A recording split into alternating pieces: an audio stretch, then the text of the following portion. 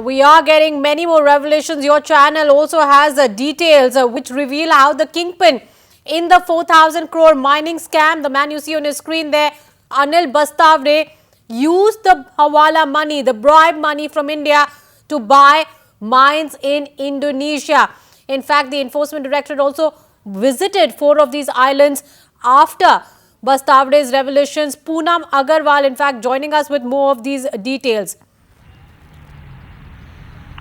Well, Rupali, what we have gathered from the sources in Enforcement Directorate that during their stay in Indonesia, the 2 ED officials, they went to 4 different islands in Indonesia, and this was on the basis of the information given by Anil Bastavde.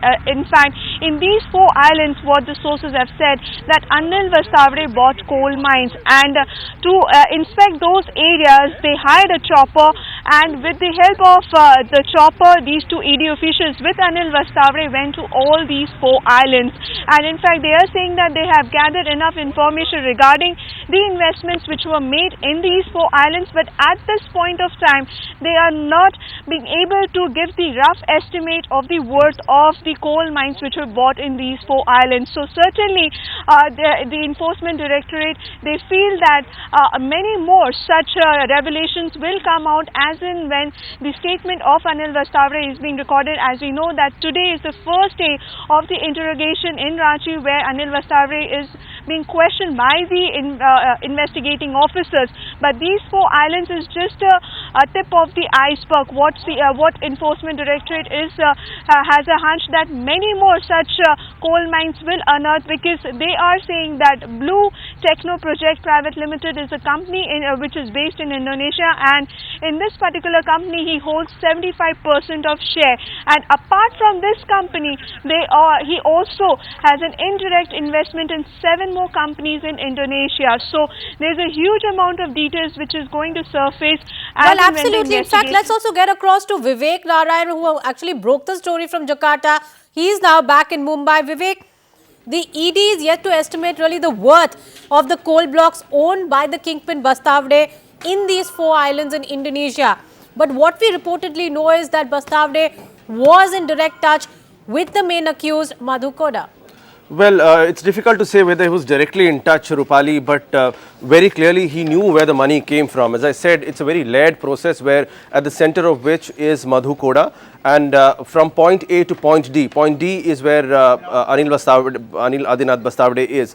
To that, it's a very indirect link. The money from Ranchi flows to Mumbai. From Mumbai, it gets invested in construction companies owned by Anil Bastavde. In fact, the IT report very clearly says that it is through Sanjay Joshi and Manoj Punamia that Anil Bastavde got in touch with these people, and apparently they have papers to prove that 250 crores worth of money was moved in several transactions to this construction company in Dubai.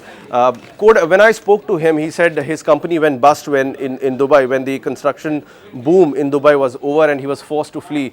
There are multiple cases of forgery against Anil Bastavde in Dubai, so that is why he ran away from Dubai. He apparently took most of this money with him to Indonesia. You spoke about 4 islands in Indonesia. I had been to one of them in South Java, the island of East Kalimantan. It is very remote island.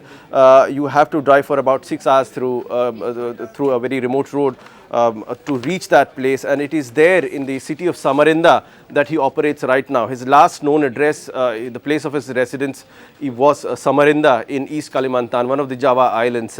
It is there that this particular mine that I saw was functioning. That is the one which was actually the center of his operations right now. But as I said, it's a very layered process of investment from Madhu Koda's key aide Manoj Punamia to Sanjay Chaudhary, who operates still out of UAE, Abu Dhabi or Dubai, one of these city states he operates out of, and from him to Anil Adinath Bastavde. So the link is a little difficult to prove. apparently the IT and ED people know how this link is and have details of cash transactions between them.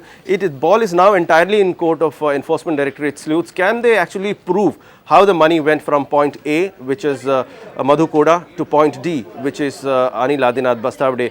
It is And for the them to join all these we dots. believe Rupali? has already started this morning by the Enforcement Directorate. Thanks for that, Vivek.